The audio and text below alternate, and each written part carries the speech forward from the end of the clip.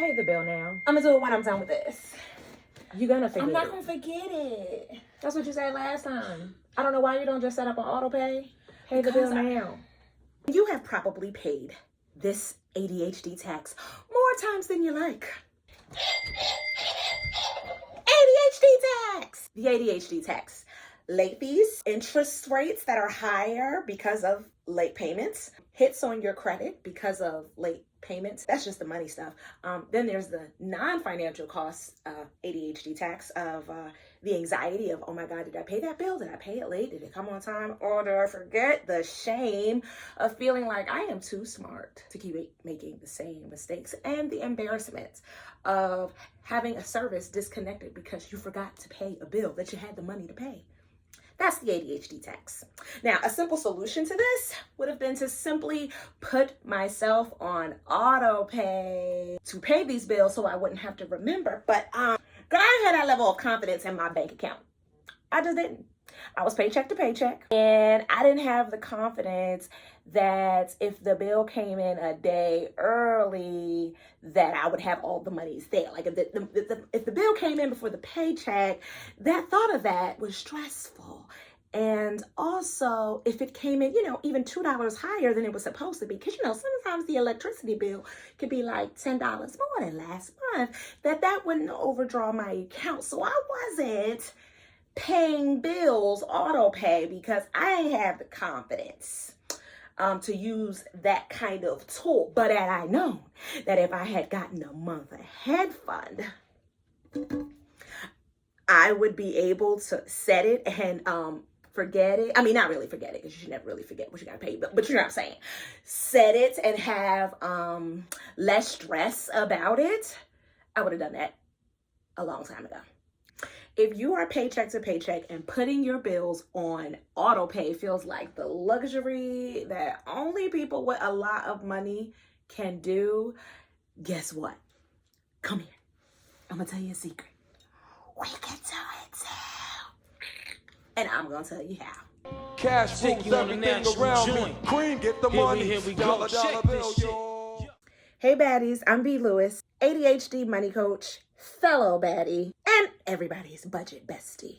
If you're new here, welcome to Young, Rich, and Rooted. I help the 4 times exceptional go from feeling financially frustrated to unfreaking believable.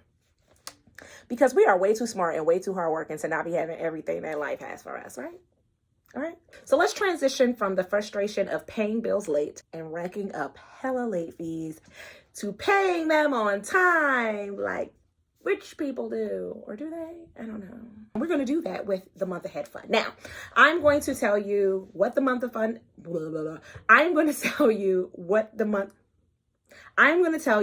month ahead fund is, why you need it, especially if you have ADHD, and how it will help you shift out of the paycheck to paycheck cycle forever. We're going to talk about the month ahead fund and how to use it to avoid paying the ADHD tax of forgetfulness. Okay, so we typically have 2 pay periods, and I've decided to create a mock budget using round numbers so that the math is simple. And so these right here are going to reflect our 2 pay periods. So imagine that each of these balls in here represent $50. And so there's $3,000 worth of income. And I decided to do like a paycheck to paycheck cycle because that's what most people, their pay days feel like. Even when they make a lot of money, a lot of times people are on a paycheck to paycheck cycle. So I did a mock budget with $3,000, $1,500 in pay period 1, you get paid on the 1st, and get paid on the 15th, another $1,500. And so I want to show you first what a typical pay period looks like for the average person and why putting yourself on auto pay can be really scary when this is your reality. First, I think I'm going to try to draw it out for you guys. I don't know which version of this is going to be easy for you guys to understand. So imagine pay number 1, you get paid your $1,500, okay? This is what typically happens. You get your little paycheck, and usually that very first month's check is pretty loaded because that first pay period is when you usually have like rent and mortgage coming out, which is usually pretty top heavy. So in my imaginary budget, I put in $1,000 in income, and then I'm gonna do the expenses in red here. So we've got first pay period, you got $1,500 worth of income, and then you got to pay your rent or your mortgage at $1,000, right? And then the next bill that comes out, is your credit card bill, and I put my credit card bill as a $50 a month payment. And then we got water coming out, just $100. And then we got electricity coming out on the 13th. And that was $150. Okay. And then we get the next month's bills. And let's say we get paid again. Our fixed bills anyway. It's phone, sewage, streaming, car insurance, home warranty, internet. So we have less number of bills to pay, but the total of these bills are way more than the total of the other bills. Just do some quick math real quick so you can see what we would have left over in a typical month. $200 left over in this month. And keep in mind, we haven't got groceries, we haven't got to put gas in the car, nothing. And then in the second pay period, we're doing a lot better over here.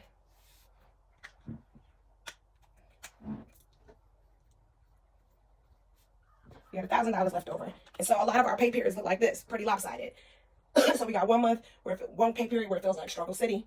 If we pay all the bills that are due when they're due, we don't have a whole lot left over. And so we tend to like say, well, you know what, I'm just going to pay these bills late because I want to make sure I don't have, I got something left over, right?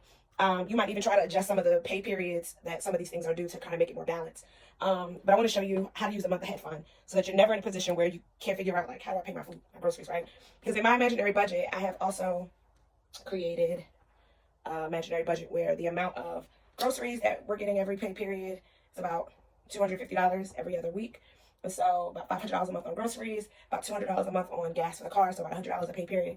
Eating out about $100 a month, $50 pay period. Honestly, some months are way better, some months are way worse.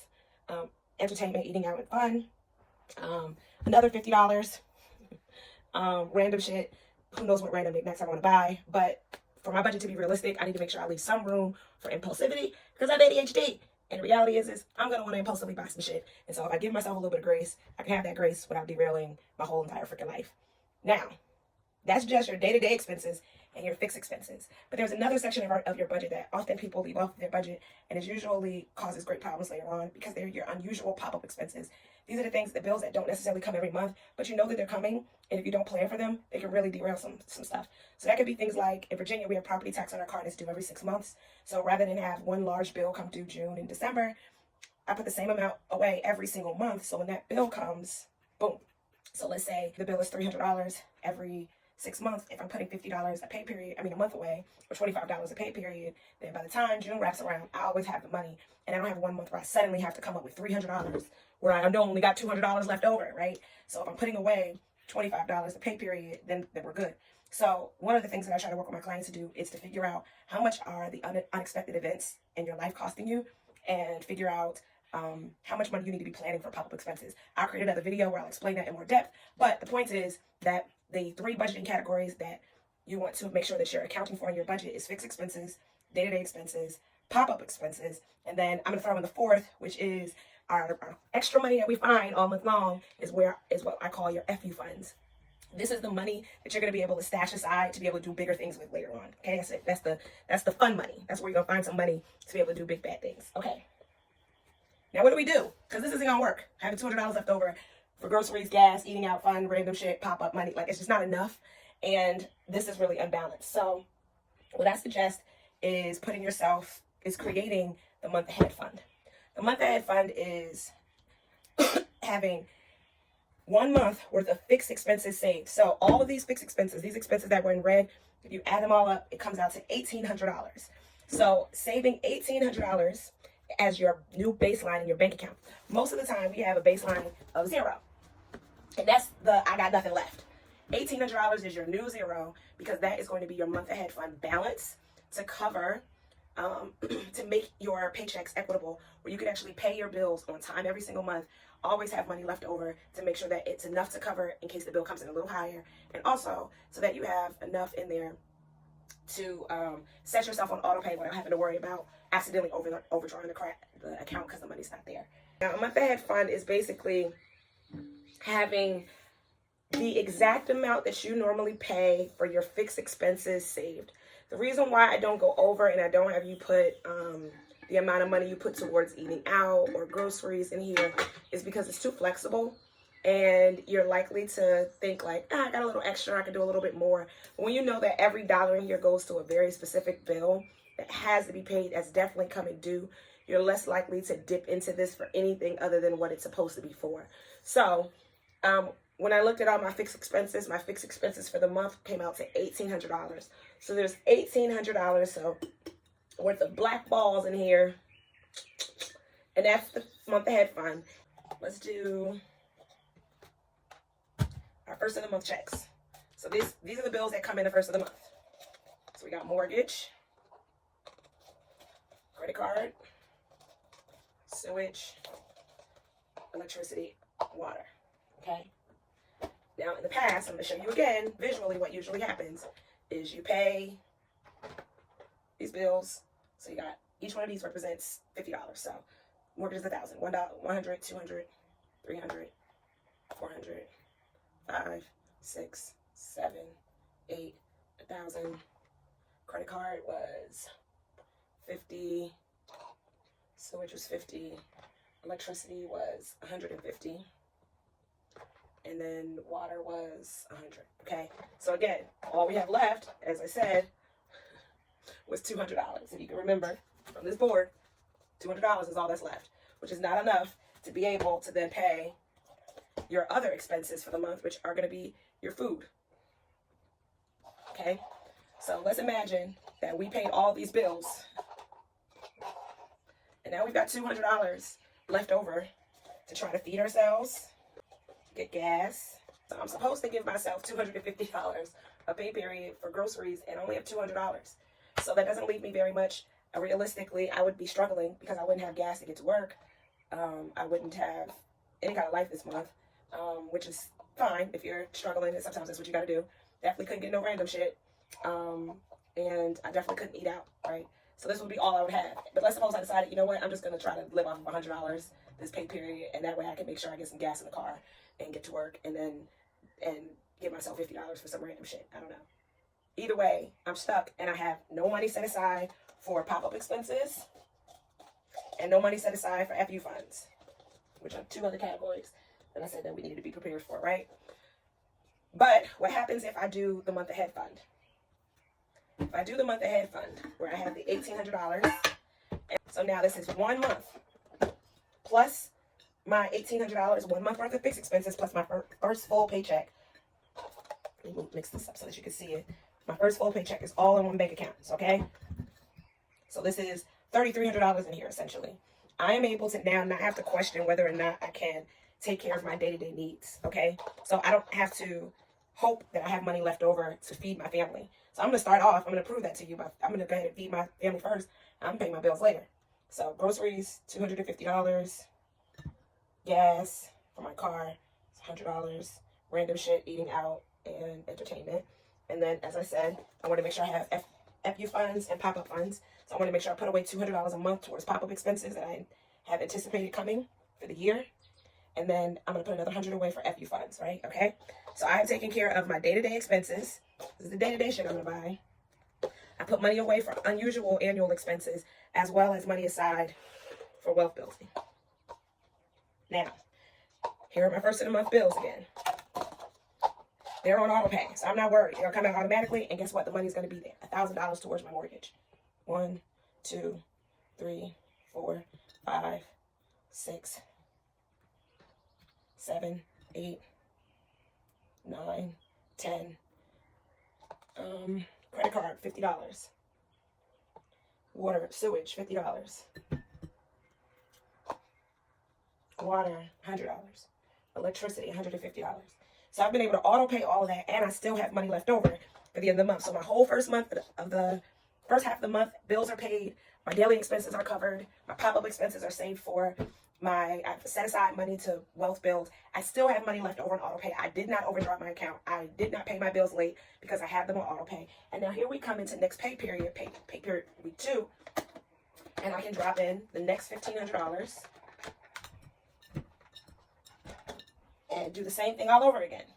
So here we are in pay period 2. So we put our next $1,500 into the savings account, and we're gonna do the same thing again. It's the beginning of the pay period. We're gonna be able to pay ourselves first. So we're gonna make sure that we have grocery money, which we know was $250 for the pay period. Eating out, we wanted $100 for gas, random shit, entertainment, right? So we're taking care of all of our day-to-day. We got money set aside for that. And then, again, pop-up savings for the month. I want to put another $200 a pay period into my pop-up savings because shit's going to pop up this year. I don't know what it is, but I want to have money for it when it does. And then I want to make sure that I'm able to wealth build. So I'm going to plan ahead for an opportunity to invest. Okay? And then my second half of the month bills come in. And again, I can put these on auto pay and not have to worry about them.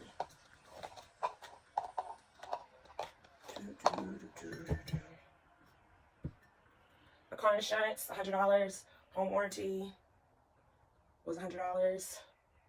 Internet's $100. Phone bills, $100. Streaming services, $50. And so all my second of the month bills are paid on auto pay. Again, didn't have to worry about, gosh, what if that bill came in a little higher than normal? Don't have to worry about, did I pay my bill on time? And I still have money left over. I'm still a month ahead. If I get to the end of the month and I only have $1,400 and some change in here, that tells me exactly how much I need to replenish by. It tells me that I have $1,800 worth of fixed expenses and I need to be mindful and try to find another $350 to get this back to my baseline of 0. So it's really helpful, but the point is I can actually put myself on auto pay and I'm still not really worried about that. How do you get a month ahead? Well, that's one of my favorite things to do. My savings challenges, I love doing cash budgeting because when I pay with cash, I always end up with extra money left over because I round up. So whatever is left over goes into my savings, which I put inside of my banks, and that helps me eventually find the funds that I need in order to get a month ahead. And the way I do it is I try to get a month ahead on one bill at a time. So let's say I have a bill that is $10 a month. Well, once I've saved $10, I can mark that off as like, I'm a month ahead on a $10 bill. Easy way to demonstrate this. So let's say this is like a meter. Y'all don't judge my drawing. This looks really suspect as a matter of fact. But let's say this is, oh God, this is looking worse. I need a different shape. Because that ain't gonna work. Let's make a bank. That looks like my container, as a matter of fact. Okay, so let's draw lines here. And say, at this point, this is like my streaming service, and that's $10. And then this bill right here is a $25 bill. This bill is a $70 bill. This bill is a $200 bill, right? But as I'm adding them up over here, this is $10 saved. This would be $35 saved. This would be $105 saved. This would be $305 saved, right? Because that's the total. So, but this is the bill itself. So let's say I'm able to count my coins over a period of time, and I've got $10. So one whole bill of mine is a month ahead, and that feels really good and doable. As opposed to like looking at these big numbers, sometimes it can be daunting. But if you're like, I just now need to come up with another $25. So my next goal, my next savings goal is to come up with $25 because that's how much my next bill is. And once I have that, I'm a month ahead on 2 whole bills. So I should have a total of $35 ahead. And slowly but surely, you'll have your month ahead fund completely saved up. And now you have the money that you need in order to be a month ahead on all your bills. All right. So that's how the month ahead fund works. I hope this demonstration was helpful. If not, maybe I'll record a better version of it. But I'm just getting over the flu and COVID. If you notice, my hair looks really different because I started this video 2 weeks ago and I got really sick. And I tried to come back with the same outfit and similar hair. And I really don't know if I still look the same. But I wanted to finish the video for you guys so you guys understood the power of the month ahead fund. And I hope it was worth it. I hope this was worth your time watching. Let me know in the comments if you have any questions, if I can explain something better. And hopefully, maybe a few months from now, I'll be able to re-record this. In the meantime, I hope this helps you. Let me know in the comments if you're more likely to put yourself on auto pay if you could manage to get a month ahead. If you'd like to know some fun savings challenges that you could do to try to come up with the money, let me know in the comments, and I will make some videos of my favorite money challenges so that you guys can get a month ahead and stop paying the ADHD tax. Bye, guys.